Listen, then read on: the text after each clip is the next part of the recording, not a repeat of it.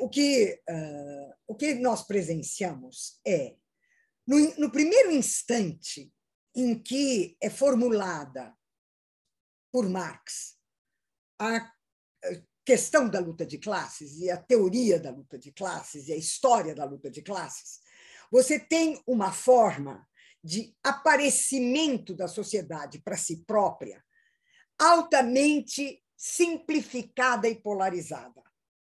É como se não houvesse uma multiplicidade de questões no interior da sociedade. É como se ela fosse homogênea e a única divisão que efetivamente decidiria tudo é a divisão de classes. O que acontece, e isso através do século XIX e a primeira metade do século XX, né? O que vai acontecer, sobretudo a partir do final dos anos 50 e no correr dos anos 60 do século passado, é o aparecimento da multiplicidade de formas de sociabilidade e de formas de existência. E o primeiro instante em que isso aparece é por causa da Guerra do Vietnã. Com a Guerra do Vietnã, você tem uma movimentação, pela primeira vez, uma movimentação estudantil de caráter diretamente político contra a guerra. E essa movimentação gera uma cultura nova, que foi a famosa cultura hippie, que incluía mudança nos modos de vida, mudança na sexualidade, mudança na cultura, surgimento de formas de música, de formas de pintura, de formas de cinema. É uma verdadeira revolução cultural que ocorre. Ela está ocorrendo aqui e, na China, está ocorrendo a revolução cultural, que é a partir dos jovens também. É uma revolução de jovens, né?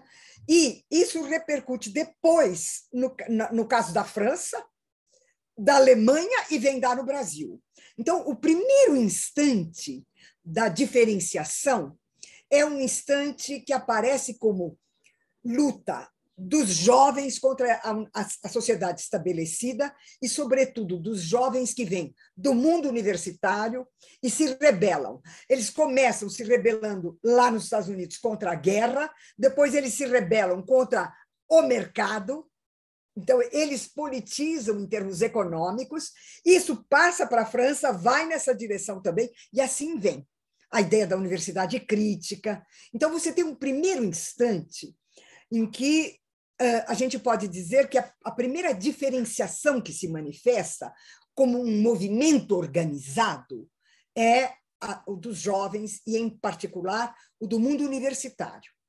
Isso não quer dizer que não estejam explodindo outros, porque você tem uma outra história que vem do final dos anos 50 e atravessa os anos 60 nos Estados Unidos, que é a questão racial. E que ela vai demorar para chegar nos outros países. Ela demora, porque ela demora para se desenvolver também nos Estados Unidos. Ela aparece como uma coisa localizada. Num primeiro instante, ela aparece como uma questão em certos estados dos Estados Unidos, como se não fosse uma forma de organização da sociedade. Então, leva um certo tempo para isso aparecer como uma questão global, né? Em que a questão racial, a questão étnica vai aparecer. Mas ela demora, mas o que é interessante é que ela vem também no final dos anos 50 e no correr dos anos 60, que ela se multiplica. E é nesse momento, no final dos anos 60, que um grupo de mulheres na Inglaterra, através da New Left Review, dá início ao movimento de libertação das mulheres, dá início ao movimento feminista. Então, é um momento muito rico em que a década de 60, 70, 80 introduz no interior da luta de classes as diferenciações. A diferenciação étnica, a diferenciação regional, a diferenciação de gênero e assim por diante.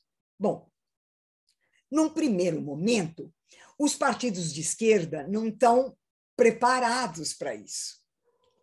E há uma uma recusa, há uma recusa, a ideia de que isto vai encobrir o problema fundamental, que é o problema de classe.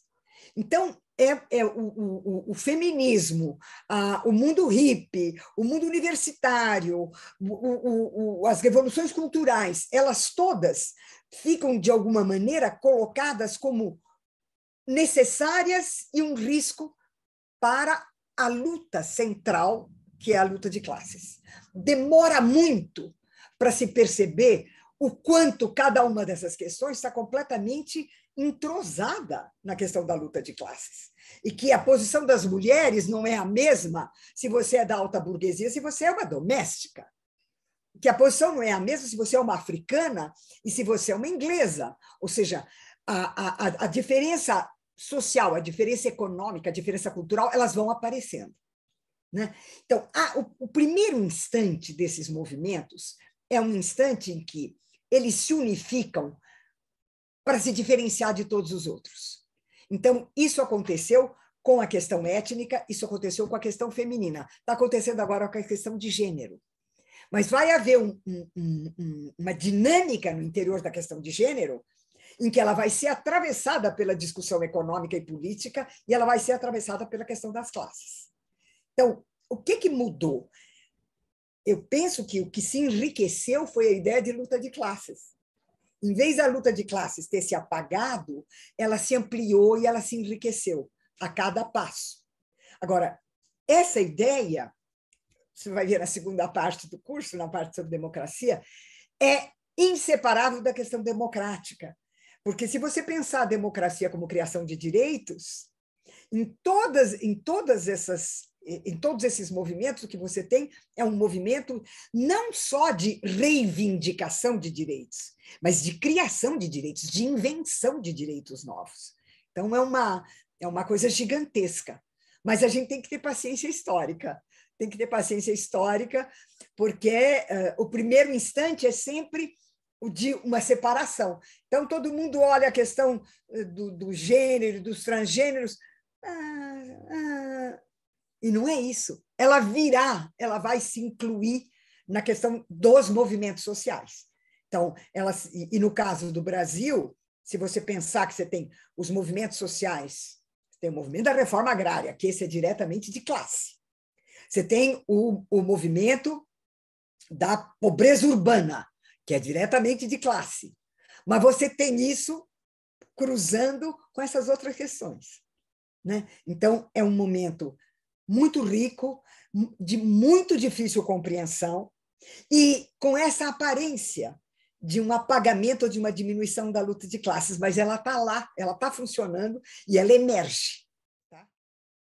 Eu venho de um tempo muito antigo, né, em que a escola pública era altamente respeitada, ouvida, organizada. No caso tanto do curso chamado primário quanto do curso secundário, havia associações docentes, associações de professores desses dois níveis, que tinham seus centros, suas formas de expressão, revistas, planos, intervenção política junto aos governos, e de tal maneira que a escola operava muito a partir da experiência que os professores tinham no chão da escola, tanto no curso primário quanto no curso secundário. A universidade era uma outra coisa. Bom, essa situação é uma situação que permite, por exemplo, o surgimento da pedagogia do oprimido. É esse lugar que a escola pública tem que permite que Paulo Freire possa fazer o trabalho que ele fez, que a Maria Nilde Miscelânea tenha podido fazer o trabalho que ela fez.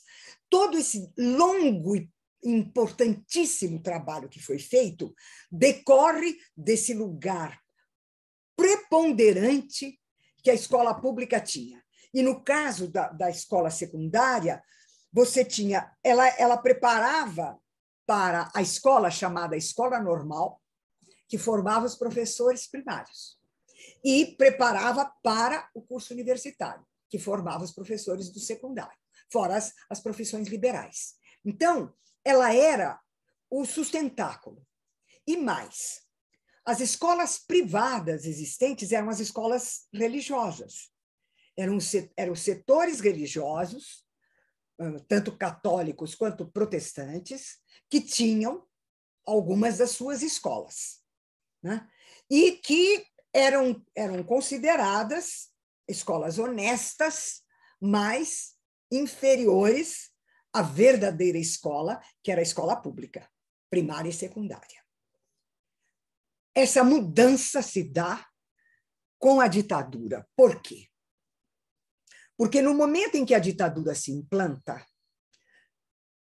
os militares tiveram o apoio maciço da chamada burguesia nacional e de uma parte dessa burguesia que tinha pequenas escolas privadas. No meu tempo, a gente brincava dizendo o seguinte: quem é que vai fazer o colegial numa escola privada? 2 tipos de pessoas. Aquelas que estão fazendo o cursinho desesperadas para poder passar na medicina, na politécnica, né? Para poder passar na universidade e precisam, então, liquidar rapidamente o colegial. Então, vão para a escola privada por isso, porque lá não acontece nada. Ou os que sabem que na escola pública não vão tirar o diploma e vão lá. A gente chamava de os clubes, os clubinhos privados. Era isso. A gente tinha um desprezo homérico por essas escolas. Elas eram consideradas o rebotalho do mundo da educação. Pensa, um mundo que tem o Paulo Freire vai achar que essas escolinhas valem alguma coisa? Muito bem. Só que foi esse pessoal, aliado ao restante da burguesia, que apoiou, financiou, patrocinou a ditadura e recebeu um prêmio. E o prêmio foi os recursos, que eram recursos públicos, foram dirigidos para as escolas privadas e foi estimulada a criação das escolas privadas, nas quais a reforma do ensino que eles propuseram era realizada com plenitude. Então, essa situação inverteu, mas não só inverteu, não é que a escola privada passou a ocupar aquele lugar no cenário cultural e político que a escola pública tinha, não é isso. A escola se apagou desse universo. Ela passou a ser transmissora de normas, de ordens, foi isso que ela passou a fazer, deixando de ser um lugar de acontecimento, de escuta, de inovação, de criação, né? Então, você tem o poderio das escolas privadas, que é um poderio econômico e político, vinculado ao deslocamento das verbas públicas do ensino público, que vai deteriorar, e para o ensino privado. Mas, além disso, a gente tem que dar o passo seguinte. É o instante no qual a concepção neoliberal vai entrando no mundo da escola e vai identificando claramente a escola como uma empresa, porque no mundo do neoliberalismo há uma única forma de organização social, a empresa. O hospital é uma empresa, a igreja é uma empresa, a escola é uma empresa. Tudo é uma empresa. E essa dimensão da escola como empresa fez com que as discussões financeiras, empresariais, ligadas ao mundo privado, fossem incorporadas no interior da escola. A escola foi absorvida pela ideologia neoliberal e pelas práticas neoliberais. Então, quando a gente se pergunta, bom, essas intervenções que vêm de fora, né, e que vêm prioritariamente do setor privado, o que elas fazem com a educação? Elas destroem a educação. Elas destroem a educação. A luta pelo revoga não é brincadeira, né? Porque eu não sei que escola vocês fizeram, mas eu imagino pela idade de vocês que vocês fizeram a escola que tinha educação moral e cívica, em que história, geografia, etc., foram substituídos por educação moral e cívica. A filosofia desapareceu, a sociologia desapareceu. Quer dizer, era um mundo completamente ideologizado. Só que isso se dissolveu. Então, não aparece com esses nomes, com esses títulos, famosos do mundo militar. Recebem outras designações, né? De tal maneira que você tem a aparência do quê? De que a escola é racional, de que a escola é produtiva, de que a escola garante o emprego, de que a escola cria a meritocracia. Ou seja, todo esse desastre da ideologia neoliberal vai para dentro da escola porque ela foi privatizada. E essa privatização leva a uma desqualificação da escola pública. Então, como é que a escola pública aparece? Ela aparece como incompetente, ela aparece como fraca, não ensina, não prepara, ela aparece como o lugar da violência, é o lugar onde os alunos têm a droga, tem o roubo, tem o assassinato, ela é o lugar onde os professores não têm interesse por nada. E como é que ela aparece publicamente? Da forma da violência pública. As manifestações estudantis, que são todas muito violentas. Ou seja, você tem o descrédito da escola pública, e esse descrédito da escola pública é uma navalha no mundo democrático, né? Porque o que você faz é transformar o modelo da empresa privada no modelo da formação. E isso nos leva de volta ao Pedro Henrique. Olha lá a luta de classes. Olha lá. Ela está aqui.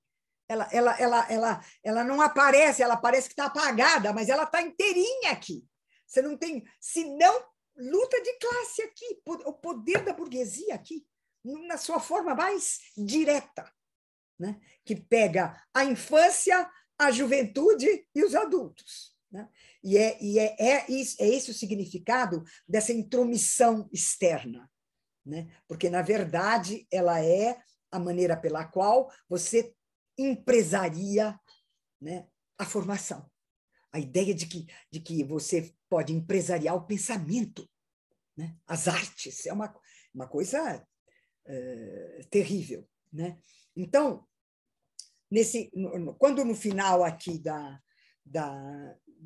das aulas sobre a política eu vim para a questão da despolitização que é trazida pelo neoliberalismo, essa despolitização está no fato de que tudo é considerado empresa, e é nessa perspectiva que a escola que você mexe na escola. Então, você veja, o que o Temer faz, do ponto de vista abstrato, são ideias muito interessantes. Muito interessantes, renova.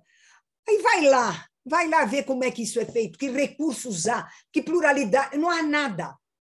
Isso só nas escolas, e não em qualquer escola privada, nas grandes escolas privadas, que têm recurso para fazer isso, né? Então, você tem a formação escolar se torna a transformação dos jovens em gente para o precariado, gente, portanto, para o desemprego contínuo, para o precariado, para o desassossego, para a auto-humilhação em nome da ideologia da meritocracia. Você tem uma destruição psicológica, subjetiva das pessoas, em função disso que aparece como um equívoco no plano escolar. E que não é uma coisa deliberada. Você está produzindo uma escola que é capaz de diferenciar, rachar, excluir e levar a luta de classes ao seu máximo sem parecer. Parece que não tem. Porque é tudo pelo mérito, é pela qualidade da escola, é pela qualidade dos alunos, é pela qualidade dos livros. Para a escola pública, nada. Então, eu te diria que essas intervenções são péssimas para nós. Não podiam ser piores do que elas são. Elas corroem o nosso trabalho de educadores.